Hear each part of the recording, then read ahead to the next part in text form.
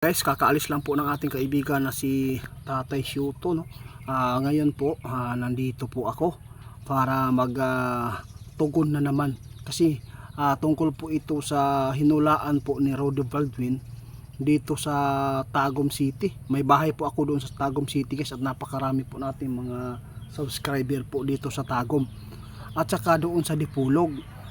Sa 16 daw, maganap ang bagyo at sasabay ang lindol. Ang problema lang po dito sa mga followers po natin dito sa Facebook at sa YouTube, no?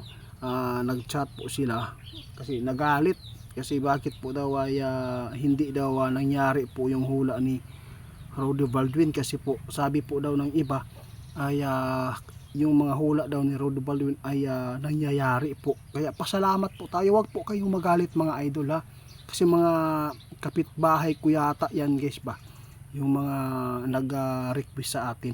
Huwag po ninyong ikakagalit ang mga hula ni Ma'am Roddy, kasi po pasalamat na natin na hindi nangyari. Anong pizza po ba ngayon? Ilang 17 na po tayo ngayon, guys, no? Kahapon hindi talaga nagkatotoo ang hula ni Ma'am Roddy Baldwin. Pasalamatan po natin ang Panginoon talaga dito. Sabi ng ating kaibigan, sa lahat po ng makapanood sa amin, no, gusto din po magpaabot si kaibigan sa lahat ng nakapanood dito ng mga taga Davao del Norte. Ito lang po ang nasabi ng ating kaibigan dito before siya umalis, na ito po ang ipaabot ko sa inyo. Alam po ninyo, yung mga hula, guys, sa totoo lang, ito po ay napakabuti at para mapaghandaan po natin. Pasalamat tayo dahil hindi nangyari. Pero sabi ng ating kaibigan, ipaabot mo ito sa lahat po ng napaabutan po ni Roddy Baldwin dito sa Tagum at Dipulog. Kailangan po talaga na mag-ingat tayo, ha? Hindi man nangyari sa pitsa na yan, hindi pa natin alam ang takbo ng araw dito sa Disyembre. Kasi po sabi ng ating kaibigan, napakarami talagang mga sign ang nagpapakita na hindi kadalasan nakikita ng mga tao. Yun po ang sabi ng ating kaibigan. Pasalamat po tayo dahil mayroon pong nagmalasakit. Hindi po natin pwede na magalit tayo dahil po hindi naman po yan, no, hindi naman po yan pambabastos at hindi naman po talaga yan pananakot, kundi paghahanda, babala. Kahit ano pa ang nakikita ng tao, elemento, nag-iipinapaabot sa inyo, kapag hindi yan pahintulutan ng Panginoon na hindi talaga mangyayari, pasalamat tayo. Pero ngayon, hindi na talaga normal ang panahon natin. Kailangan po natin talaga ngayon na maghanda lagi, kasi hindi po natin alam kung ano man po ang sakuna, ano mang mga problema ang dumating sa buhay natin dito sa mundong ito. Dahil po ang ating mundo ay patanda ng patanda. Bawat dagdag ng taon ay magdodoble din po ang masasagupa nating mga problema sa buhay. Kaya sa lahat po ng mga nagpaabot sa akin, sabi ng ating kaibigan, ayaw daw mo og kumpiyansa, no? Basin og wala nahitabo ng pitsaha, kahit hindi yan nangyari sa pitsa na yan na ipinapaabot ni Roddy Baldwin, kailangan natin maghanda ngayong Disyembre, kasi po ipinapaabot po niya Disyembre, di ba? December 16, no? Ngayon 17 na tayo. Ibig sabihin nito, kailangan pa rin natin na maghanda, kasi pag nangyari yan sa December 25, di ba, anong masasabi ng mga tao? Tama po talaga si Ma'am Roddy Baldwin, mas maganda naghanda na lang tayo. Hindi po sana tayo magkakaganito kung naniniwala tayo, kahit hindi man natugunan yung pitsa, no? Sabi ng ating kaibigan, hindi na normal ang panahon natin.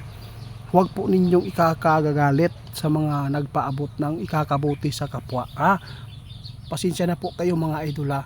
Alam po ninyo, guys, parang palapit ng palapit ang mga hula ni Roddy Baldwin dito sa area namin, no? Pero si kaibigan mismo ang nagpaabot din sa atin na ngayong buwan na to, mag-ingat po tayo, dahil po hindi papayag ang dyablo kung wala pong maibigay nilang problema sa tao para masisi nila ang naglalang sa atin.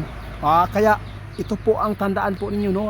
Ipinapaabot ng ating kaibigan sa lahat po ng mga nagpaabot sa atin yung 3 days of darkness. Sabi ng ating kaibigan kanina, kumpirmado guys, na hindi karapat dapat tayong matakot sa darkness, 3 days of darkness. Kasi alam po ninyo, sabi ng ating kaibigan ay matagal pa yan mangyayari. Ito po yung sinabi po niya kanina. Kasi marami po nagpaabot sa atin, kasi mayroon na naman po silang mga sign ngayon na nakita doon sa kanilang lugar. Grabe po daw yung paniki at saka yung mga ibon na kulay itim, no? Natatakot sila. Kaya lang guys, ang mga ganyang mga sign marami, no? Pwede magulo ang ating bansa, ating mundo, at maraming mga demonyo na magkakalat. At saka yung sign din yan, pwede po din yan na yung kalamidad ay magdudubli pa ang mga masasagupa natin. Tandaan po ninyo, ang kulay na dugo, buhay ng tao, paghihirap yan. Yun po ang mga sign na ipinapaabot po namin.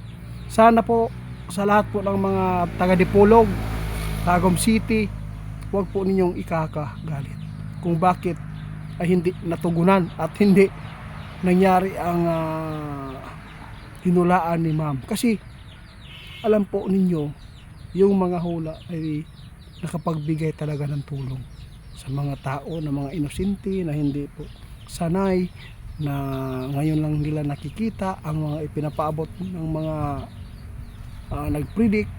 Yun po, respetuhin lang po natin mga idol, ha, kasi tao din lang sila.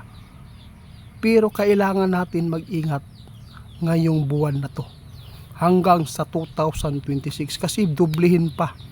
Kung ano man nasagupa ng tao ngayon dito sa 2025, madudubli pa doon sa 2026. Kaya kailangan natin manalangin, maghingi ng tawad, bumalik loob. Salamat po sa mga nagpaabot sa amin, sa inyong pagtitiwala sa amin.